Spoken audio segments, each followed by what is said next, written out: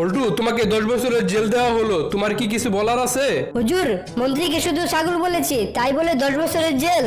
আরে না, মন্ত্রীকে ছাগল বলেছো বলে তোমার মাত্র 1 বছরের জেল হবে, আর বাকি 9 বছর জেল হবে রাষ্ট্রের গোপন তথ্য ফাঁস করেছো বলে।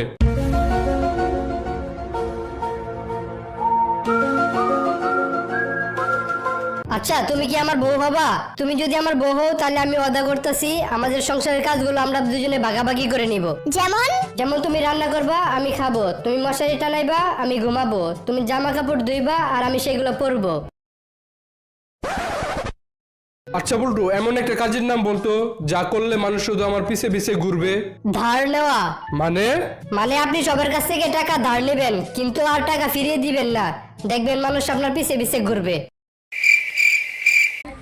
বল্টুর হাসির চোখ দেখুন এবং চ্যানেলটি সাবস্ক্রাইব করে রাখুন এবং শেয়ার করুন এবং সাপোর্ট করুন সবাই। হাসির চোখ দেখুন বল্টু, অনেক মজা পাবেন।